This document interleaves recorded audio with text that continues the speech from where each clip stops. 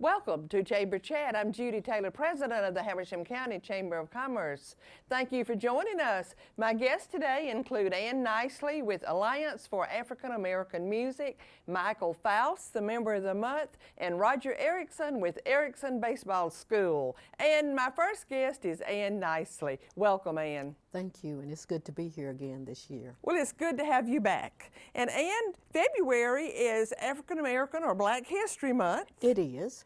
And so I am so glad to have you on this month. Good. I think you're always on in February because you have a big event. Yes, we do. That comes up in February. Right. And I want you to tell our audience what that event is. Okay, every year the Alliance for African American Music have an annual celebration. This celebration is usually hosted by the Cornelia United Methodist Church. We are celebrating this year with a group from the Arendelle Prison.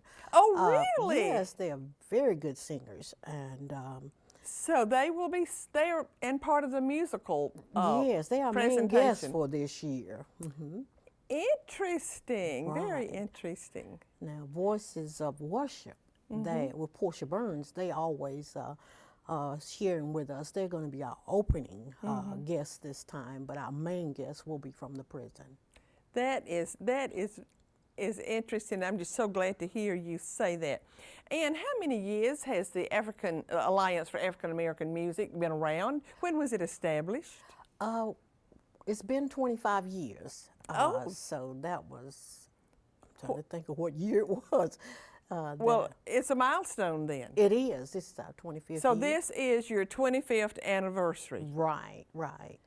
And what will be every year, I guess for 25 years, you've been doing this, and it is a musical presentation. Yes, it is. That involves the entire community. It's not Right. just the Black community or the African American community. It's anybody who, I guess, who can sing. Yes, any ethnic group that lives here out, in the county, they sing. We have had guests from out of town as well, and they come, and usually we build a choir out of a group of people that want to sing. But this year was the year that we decided to go and give the ladies from the prison an opportunity to share their music with us. I think that is so wonderful because I've heard some of those ladies out there sing, and they have some talent out there. They do, and Chaplain Susan Bishop is the director of that choir. I hadn't met her in person yet. We were looking forward to meeting her, talk to her on the phone, and we've just been communicating about it, and she's looking forward to being a part of this and celebrating with us. And this has nothing to do with your musical presentation, but those ladies out at Lee Arendelle State Prison, they also have a fire department. Did you know that? Yes. And they answer fire calls when they come in. But every year you have a theme to your presentation. What is your theme this year, Ann? Building Bridges of Hope is our theme for this year. Okay, Building Bridges of Hope. I like that. Right. I like that. Is there a fee? I know that it's held at the First United Methodist Church in Cornelia. And is there a fee to attend if anybody is listening and they want to attend? No, we don't have a fee, but we do take up a love offering in the program. And this love offering is to help fund the scholarship for a student, music student at Piedmont College. And I think most every year you all do fund some student to go to college. You give a scholarship every year, don't you? Yes, we do. And tell our audience again, if you've already said it, when is the date, what is the date and the time for this? Okay, this year's program will be February the 24th at 3:00 p.m. Is that on a Sunday? It is. It's always on Sunday. I thought it was. And the community is invited, and you take up a love offering. That's right. Now, if somebody wanted to join your group and be a part of your musical presentation, at this point in time, is it too late? Because you're probably already practicing. Well, the thing is that we've we really hadn't established overall choir for this year. Our program has already gone to the printer, and so it's kind of hard to do a change this year. Right. But you've had some different groups come celebrate with you before. I know one year you had Reinhardt College. We did. And their chorus. Yes. My granddaughter, she's at Reinhardt College. College. This is her, as a matter of fact, her last year. She's in her student teaching. And she sings with voices of worship also. And she helps direct the Spivey choir. Okay, very good. And will she be back with this choir on February the 24th? I'm not sure. Okay. Oh, well, who are the members of the Alliance for African American Music? Who are the members? Okay, I'm chairperson, and Bill Lord is a member. Amy Bell is a member, and she's treasurer. Vanessa Burns, Andrea Hopper, John Andrews, Stella Hatcher, and I believe that's all. Okay, and you all are the officers. Yes. And then you have a lot of people who are really part of it. Yes. Part of the singing group. Yeah, we invite different churches. People from the high school come to be a part of it.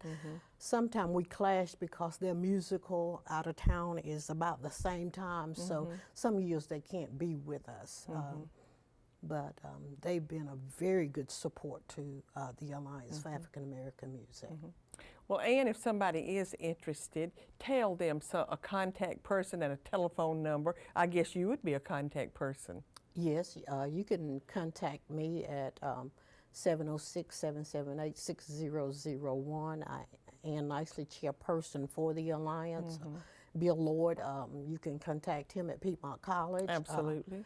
Vanessa Burns, she's at Habersham Central. Stella Hatcher at Ethicon, you know, so we got people all around. And of course, Andrea Hopper, I think this is her last term as commissioner. That is right, yes.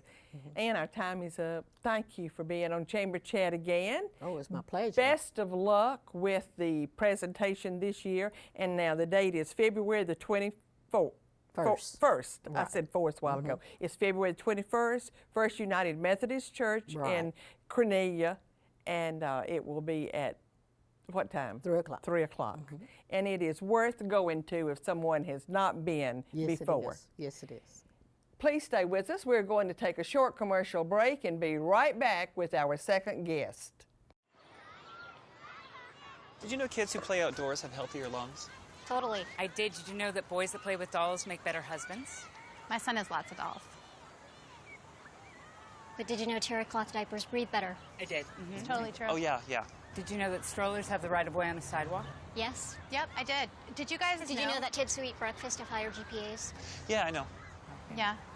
That's actually what I was going to say. Did you know babies should never touch silver?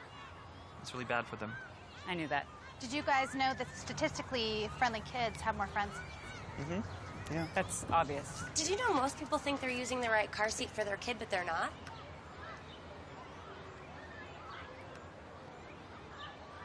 Parents who really know it all know for sure that their child is in the right seat at the right age and size.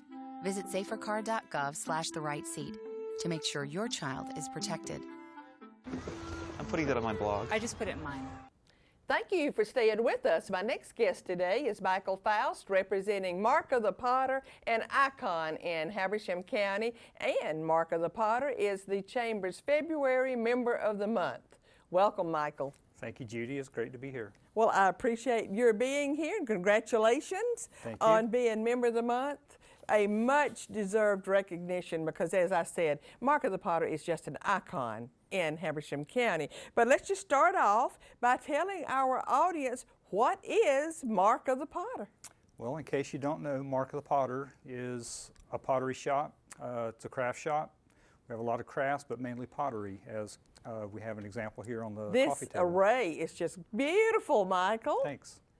I love all of it, and I can't help but notice the face jug over there.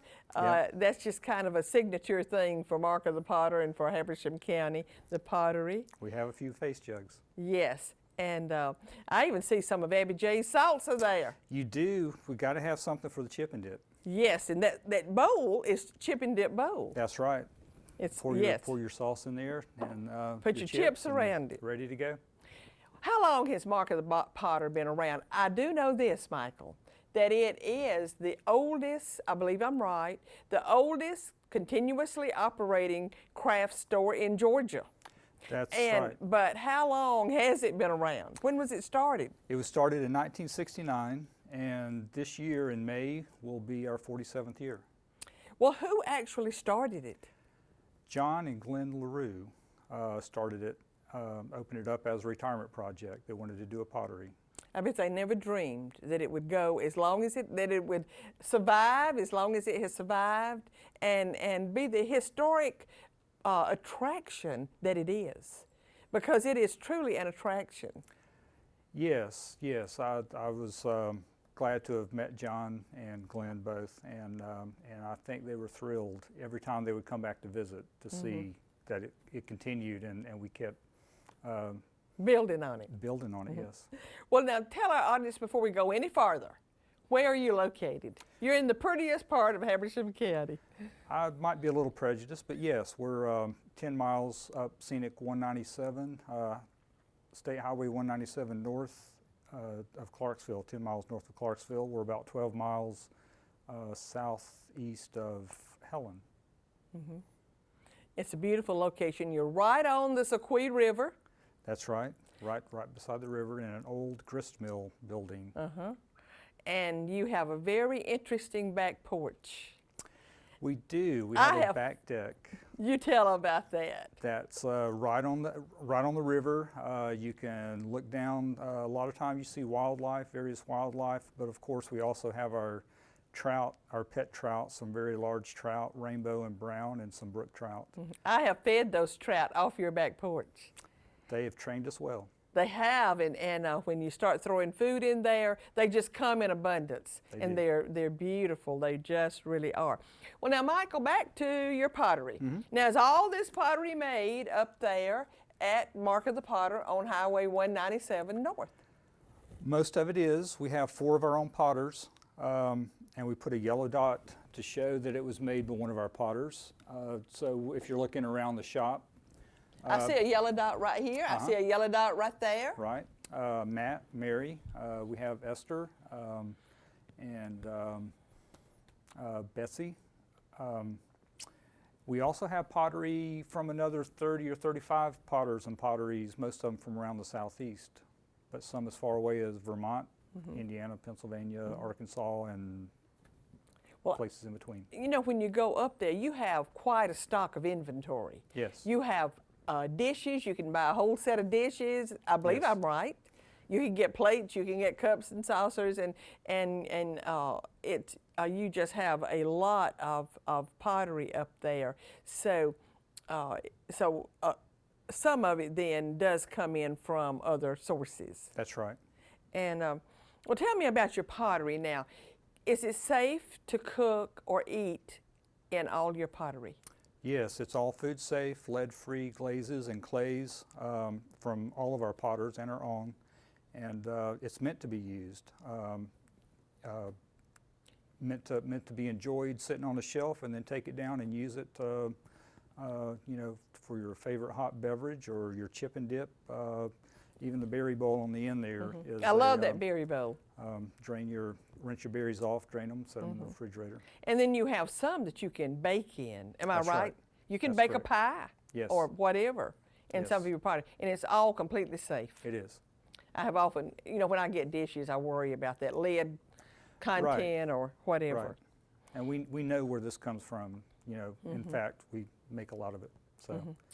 Well, tell me now, is there a potter on site there all the time, what I call demonstrating making pottery, or is it just on the weekends? Because I've been up there and you'll have somebody sitting there at that wheel making that pottery. We have a potter demonstrating on the weekends, Saturdays and Sundays, and if you're bringing a group and call us a week or 2 weeks better ahead of time, we will try to have a potter there at the wheel during the week.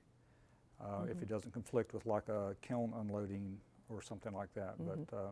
But you have, most every weekend you have a potter, Yes. a demonstrating potter there. Yes, we plan to have one every weekend. And I believe if you stop by and go in and you have a special request, they'll just make it for you right then, won't they? Well, it can kind of vary depending on what the potter's got on their agenda, because the potters generally are also, if they're at the wheel at Mark of the Potter, they're making things to put in our kiln to fire typically. So they kind of have, you know, they're kind of have their own list of what they need to make for that particular kiln. But they can take an order. But they will take an order, and you can talk to the potter and find out what they can do, and look around and see what the choices are, and have your own made for you. It takes about 8 to 12 weeks. Well, now, do brides go up there and register on do you have a bridal registry for gifts? Yes, we do. The happy couple, the bride in particular, can come up and see what we offer, and have pottery made for them, a set as large or small as they like, and people can come up and get gifts. So we do have a bridal registry at Mark of the Potter. I like that because I just like this handmade, the handmade dishes, and they're handmade in Habersham County. I love it. I just love it. I like to tell people there's a bit of the potter in every piece. And well, Michael, our time is up, but you have a website, right? Yes, we do, markofthepotter.com. And you can find out more about Mark of the Potter, what we do and what we have there on our website. Markofthepotter.com. Correct. And all that's spelled out. Mark of the Potter is spelled out. That's right. Okay, are you on Facebook? Yes, we are. We have a Facebook page, and we probably keep that updated with the latest as things come out of the kiln and as things are happening at Mark of the Potter. So that would be the place to look for the most up-to-date things. Michael, thank you for being on Chamber Chat. I wish we could talk longer. I know this. I know that aren't you open every day of the year except Christmas Day? That's absolutely right. I had to get that in. If the weather is bad, we may close early or open late, but you know, generally we're open every day. And you have visitors 364 days a year. That's right. And you attract a lot of visitors to Habersham County, and we appreciate that very much. Thank you, Judy. Congratulations again on being Member of the Month, and one of the reasons is that you attract so many visitors to Habersham County. Thanks. I know we've been a member for many years. Yes, you have. We plan to continue to do so. Good. Thank you. We're going to take another short commercial break and be right back with our last guest for today. Please stay with us. Michael Simon here. Yes, that's me, the handsome guy right there. Join me for America's best beer and food on the new season of Burgers, Brew, and Q. Check out that huge burger. Just look at that smoked meat. These would be awesome with beer. Come along for the ride. Giddy up! All new Burgers, Brew, and Q. Friday at 10:30. Food Network, dig in.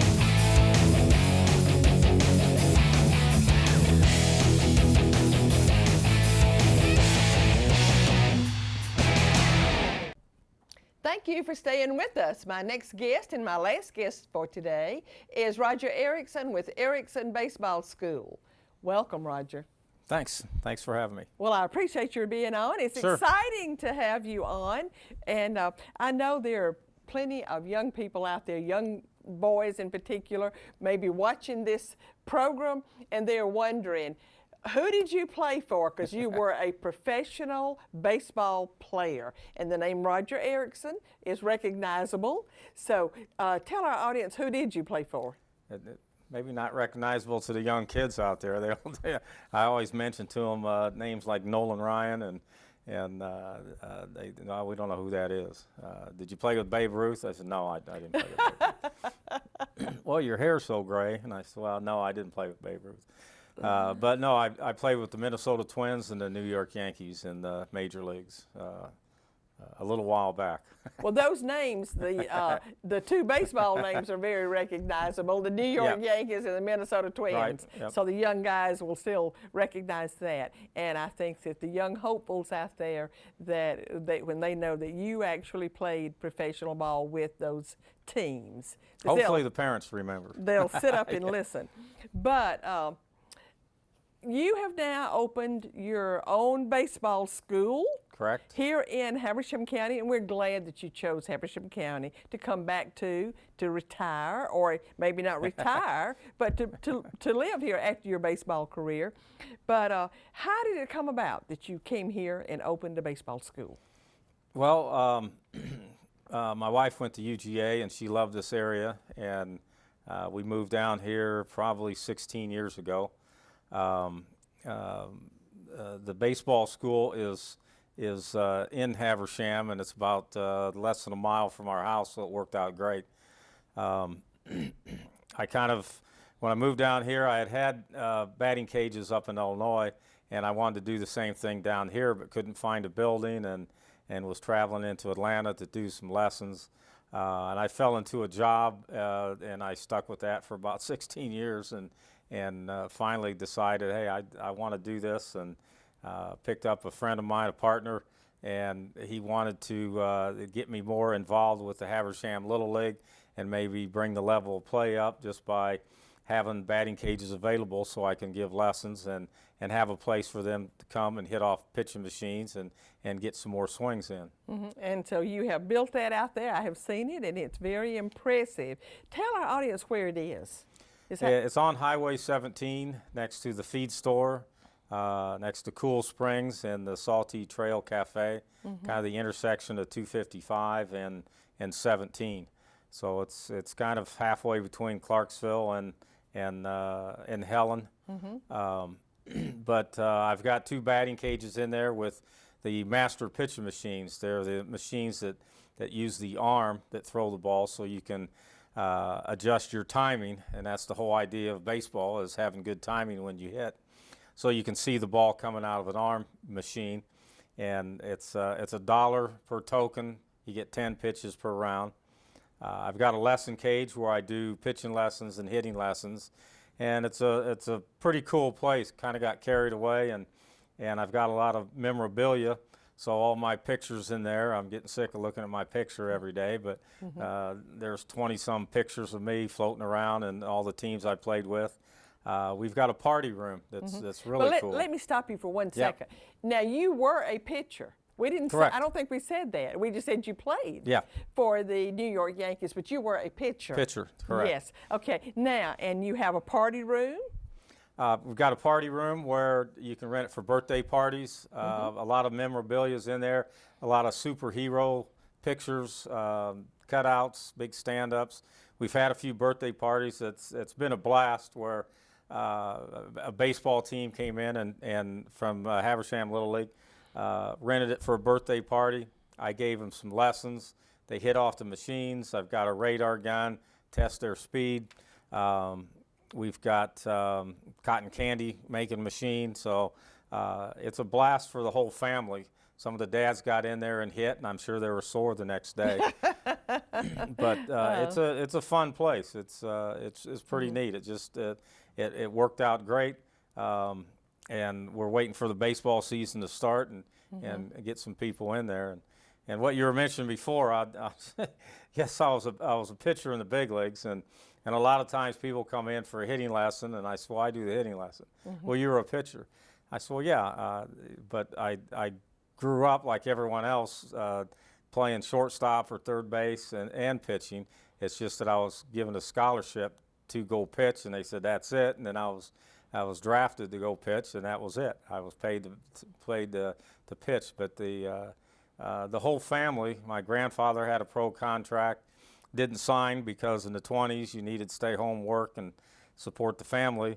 My uncle pitched in the big leagues. My brother played third base in the minor leagues. His oldest played third base in the minor leagues. His youngest was a pitcher in the minor leagues. So, my background is baseball. In case anybody's wondering, yes, I can hit. In fact, mentioning Nolan Ryan, in spring training, my first spring training, got a hit off Nolan Ryan and J.R. Richard in the same week, and the players in spring training, the position players, just they said, "You got to be kidding me! We can't hit these guys in batting practice, and you waltz in here and get a hit off them, and in the space of 1 week." Well, it sounds to me, Roger, as if you just have it in your genes. Exactly. That it's handed down from generation to generation. And I had not heard you say that before. So that is very interesting to me. Well, our time is just about up. We always don't have enough time when we talk. But talk to our listeners about your lessons, and if you want to get into price, so that they'll know, is this something that I can possibly think about for my child, and kind of what ages should come and get involved. All ages can come. It's $45 for 50 minutes. And what I tried, if you're coming in for a hitting lesson, I do the hitting lesson. If we have time, I like to teach kids the correct way of playing catch, of throwing. And if they're interested in pitching, I'll mix that in a little bit. If they come in for a pitching lesson, we'll work on pitching. And I had time, then I'll work on a little hitting with them. So I'm trying to get them information to do everything. I include the parents in on the lessons so they can get in the backyard and practice with them and make sure they're doing the little drills. What I like them to do, I've got quite a few lessons. They come in once a week. They can come in between that time and just hit off the pitching machines. Anybody can. You can walk in the door and for $1 hit off the machines. So the kids I'm giving lessons to, I encourage them to come in between those lessons. And I say, hey, there's nobody in the lesson cage. Go do your drills before hitting off the machines. You go ahead and use that cage over there and get your drills done, and then go hit off the machines and have some fun. But that's how it works right now. I'll work something out if there's cage rental. It just depends on what you want to do. But for right now, I've just set it at $45 for 50 minutes, and it's been working great. I just need people to understand it doesn't have to be a lesson. You can come in and hit off the pitching machines. Absolutely. And you do have flexible hours, I know that.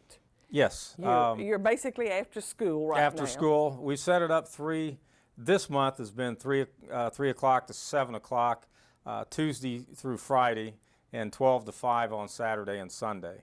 And we'll adjust it when it warms up again for February. And then in the summertime, you'll adjust it again. I'll adjust it again. And if someone needs a lesson earlier than 12 on Saturday, Sunday, I'll come in and do that. But everything's flexible. Roger, there's so much more I'd like to talk to you about, but our time is up. I wish I could. Sure. But tell our audience how they can get in touch with you, your telephone number, your website, whatever. It's 706-754-FAST, F-A-S-T, and Erickson Baseball, www.ericksonbaseball.com is the web page, and then you can track me down from there. Okay, thank you so much. Sure, thanks, Judy. I usually end with a quote, and my quote today is inspired by Roger and by sports, and it is by the infamous Yogi Berra. And he said many things, but this one is, 90% of baseball is half mental. Thank you for being with us, and I will see you next time.